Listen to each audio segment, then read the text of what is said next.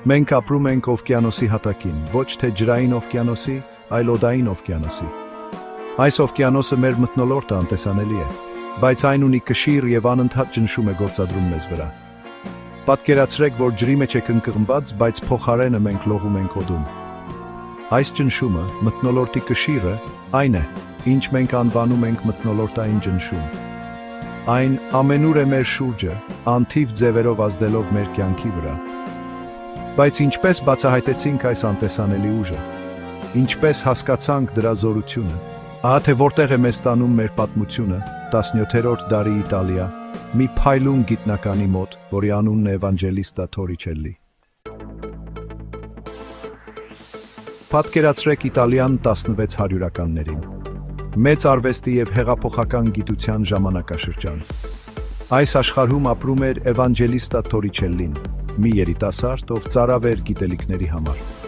Նա հիացած էր հայտնի գիտնական Գալիլեո Գալիլեի աշխատանքով, նույնիսկ որոշ ժամանակ նրա օգնականն էր։ Գալիլեոն, որը հայտնի էր իր հեռադիտակներով և հին գաղափարներին մարտահրավեր նետելով, մի հետաքրքիր բան էր նկատել Փոմպեիի վերաբերյալ։ Քվում էր, թե կար մի սահմանափակում, թե որքան բարձր կարող էին նրանք բարձրացնել ջուրը։ Ինչու՞։ Այս հարցը հետաքրքրեց Թորիչելլին։ Հնարավոր է, որ այն անտեսանելի օդային օվկիանոսը, որի մեջ մենք ապրում ենք, կապ ունենար դրա հետ։ Թորիչելլին, զինված իր գիտական հետաքրքրասիրությամբ, որոշեց գտնել պատասխանը։ Թորիչելլին մտածեց մի նրբագեղ փորձ։ Նա վերցրեց ապակե խողովակ, մոտ 1 մետր երկարությամբ և փակեց մի ծայրը։ Նա այն լցրեց մինչև վերջ սնտիկով, խիտ, արծաթափայլ հեղուկով։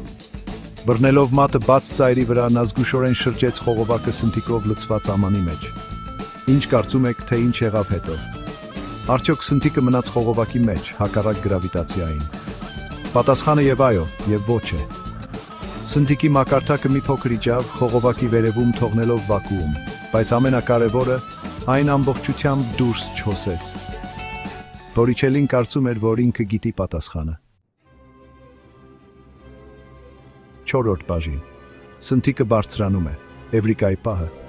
Թորիչելլին հասկացավ, որ խողովակի մեջ գտնվող սնտիկը պարզապես չէր պայքարում գրավիտացիայի դեմ։ Այն վերև էր մղվում ինչ-որ այլ բանի կողմից, մթնոլորտի ճնշման կողմից, որը ճնշում էր գործադրում ամանի մեջ գտնվող սնտիկի վրա։ Խողովակի մեջ գտնվող սնտիկի սյունը նման էր հավասարակշռության։ Սնտիկի կշիռը, որը ներքև էր մղում, հավասարակշռվում էր մթնոլորտի կշռով, որը վերև էր մղում։ Այս պարզ փորձը մթնոլորտային ճնշման առաջին ցուցադրությունն էր։ Բայց ահա ամենազարմանալի մասը։ Սնտիկի սյունը պարզապես պատահականորեն չկանգնեց։ Այն կայուն կերպով կանգ առավ մոտավորապես 76 սանտիմետր բարձրության վրա, կամ մոտավորապես 30 դյույմ։ Այս թիվը կարող է թվալ պատահական, բայց այն խորը նշանակություն ուներ։ 5-րդ բաժին։ 76 սանտիմետր սնտիկի նշանակությունը։ Թորիչելլի փորձը ցույց տվեց, որ մթնոլորտը չնայած անտեսանելի լինելուն, ունի չափելի կշիռ։ Եվ այդ կշիռը կարող է պահել 76 սանտիմետր բարձրությամբ սնտիկի սյուն։ Պատկերացրեք դա որպես մրցույթ։ Մթնոլորտը ճնշում է ներքև, փորձելով սնտիկը վեր մղել խողովակի մեջ։ Սնտիկի կշիռը ճնշում է ներքև։ 76 սանտիմետրի վրա նրանք հասնում են հավասարակշռության։ Այս 76 սանտիմետր նշագիծը պարզապես պատահականություն չէր։ Այն մեր շուրջը գտնվող օդի կողմից գործադրվող ճնշման ուղղակի արտացոլումն էր։ Թորիչելլին ոչ միայն ապացուցեց մթնոլորտային ճնշման գոյությունը,